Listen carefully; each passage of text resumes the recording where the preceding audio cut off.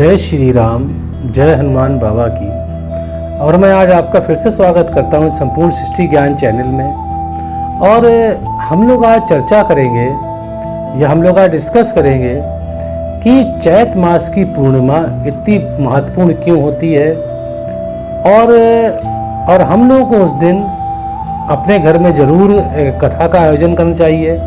कथा मतलब कि सत्यनारायण कथा का आयोजन करना चाहिए और भगवान विष्णु का जरूर हमें पूजन करना चाहिए। देखिए, वैसे तो ये कहा गया है पुराणों में कि हर पूर्णमासी को जो आपके घर की स्त्रियां हैं वो अपने घर में सत्यनारायण की कथा कहें और जो प्रसाद बनाएं उसे कथा के बाद उसको वितरित करें अपने और या जिनको जानती हैं वो, तो उससे बहुत लाभ मिलता है हमारे जीवन को।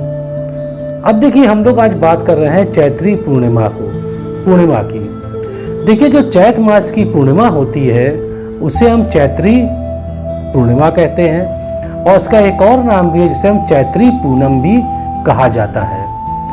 अच्छा, इसी दिन दक्षिण में ये माना जाता है कि हनुमान जी का जन्म इसी दिन हुआ था। और यह पूर्णिमा इसलिए भी महत्वपूर्ण है क्योंकि इसका संबंध भगवान श्री कृष्ण से बिल्कुल सीधा है। अब देखिए, हम कैसे है हम बताते हैं आपको। देखिए, पहली बात तो एक संक्षेप में बता दूं मैं आपको कि इसी पूर्णिमा को, या हम ये कहें जो चैत्र मास की पूर्णिमा को भगवान कृष्ण ने कामदेव को पराजित किया था। अब कैसे पराजित किया था ये आपको हम कथा में बताते हैं। देखिए, ऐसा है कि ये कहा जाता है कि जो चैत्र मास की पूर्णिमा है इसी दिन भगवान श्री कृष्ण ने ब्रज में रास क्रीड़ा उत्सव का अंतिम विशेष आयोजन किया था, जिसे हम महारास के नाम से भी पुकारा जाता है।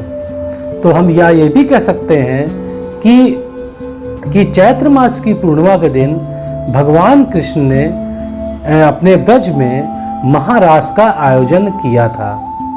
अब देखिए, ये जो भगवान कृष्ण ने जो महारास जो किया था, जिसका अंतिम दिन चैत की पूर्णिमा थी, इसकी शुरुआत जो थी वो कार्तिक पूर्णिमा शुरू हुई थी और 6 महीने तक लगातार चल के ये इस पूर्णिमा को अंत हुई थी। किस पूर्णिमा को? चैत्र मास की पूर्णिमा को महारास अंत हुआ था। महारास इसलिए कहते हैं क्योंकि उस दिन भगवान श्री कृष्ण ने जितनी भी गोपियां थीं उतने ही अपने रूप बना लिए थे। अब देखिए कैसे बनाए थे। इसी दिन भगवान कृष्ण ने अपने अनंत योग शक्ति से कामदेव को पराजित किया था। तो जितनी गोपियां थी उतने ही भगवान कृष्ण उनको दिख रहे थे और यह सब भगवान कृष्ण की अनंत योग शक्ति का नतीजा था।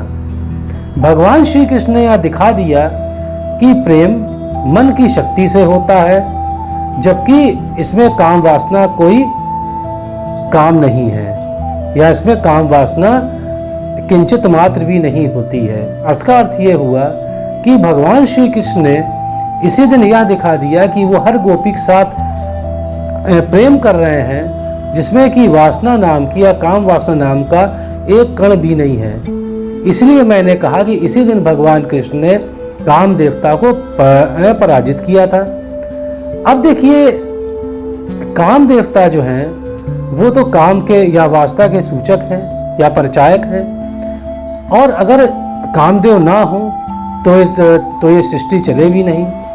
परंतु यहाँ पर जैसे हम लोग समझते हैं कि भगवान श्री कृष्ण ने इतने गोपियों के साथ रहते थे, घूमते थे, तो यहाँ आप समझ लें कि रास लीला का मतलब ये होता है कि भगवान श्री कृष्ण गोपियों के साथ तो हैं, परंतु उनका प्रेम मन से है, ना कि उसमें एक कण भी काम वासना नहीं है। तो जो चैत्र की पूर्णिमा होती है उस दिन महारास हुआ था। महारास का मतलब होता है कि जितनी गोपियां थी उतने ही भगवान श्री कृष्ण उनको दिख रहे थे, और ये सब भगवान श्री कृष्ण ने अपनी अनंत योग शक्ति से किया था। और इस रास में वे गोपियों के साथ बैठे, प्रेम से बैठे थे, जिसमें कि काम वासना का एक कण भी नहीं था। तो आप रास को या रास लीला को एक गलत अर्थ कभी मत लीजिएगा और समझिए कि भगवान कृष्ण क्या थे और उनका जो प्रेम का जो उन्होंने हमको एक संदेश दिया है उसका मतलब क्या है, जो मैंने आपको बताया अभी। तो चैत्र शुक्ल की पूर्णिमा महारास के नाम से पुकारी जाती है। इसी दिन महारास हुआ था, मतलब उस दिन उसके बाद रासलीला भगवान श्री कृष्ण ने नहीं करी थी। तो उम्मीद है आपको समझ में आ गया होगा और यह संदेश भी समझ में आ गया होगा कि प्रेम मन से होता है। तो उम्मीद है अच्छा लगा होगा, तो आप सब्सक्राइब करिएगा। तो चलिए अब मैं विदा लेता हूँ आपसे। जय श्री राम, जय हनुमान बाबा, जय श्री कृष्ण की।